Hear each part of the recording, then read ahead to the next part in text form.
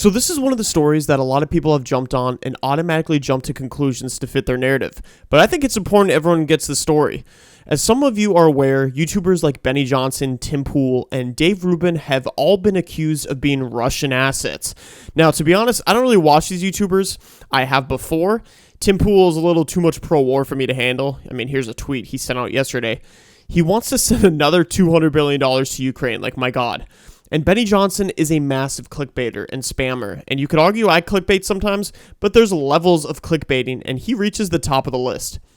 But anywho, Malou, they are influential conservative YouTubers and many favorites for people. So the situation is that Tenet Media, which is kind of an independent-based company to try to go against the likes of like Daily Wire, and they recruited these influential YouTubers to help them gain a following. The founders are Liam Donovan and Lauren Tam, a video creator that worked for The Blaze and Turning Point USA, and they were able to secure these massive amount of funds from two Russian citizens, which I'm going to butcher their name, Kostyantyn Kalashnikov and Ilana Afanasheva. In private conversations, the two founders were aware of them being Russians, and they would send large sums of money to these YouTubers to post what they originally would have posted on their channel.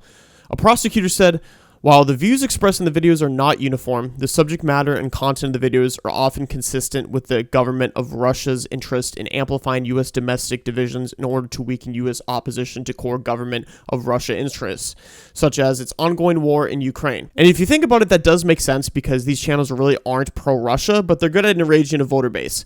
But what makes it super bizarre and should have scratched these YouTubers' head is that they were paid $100,000 per video and were required to make 4 videos a month. That's an insane amount of money for just a commentary channel. And these YouTubers did ask the question of where this money was coming from, but the founders lied and created a fake agent to pose as a Hungarian businessman to help in negotiating to get these YouTubers on board. The company never disclosed to the influencers or to their millions of followers its ties to RT and the Russian government.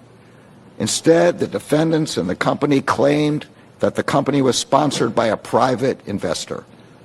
But that private investor was a fictitious persona. Overall, it is some shady stuff. I think this is a case of poor decisions made by the founders that one is obvious, and greedy YouTubers wanting a massive paycheck. But the important takeaway is that these YouTubers were deceived.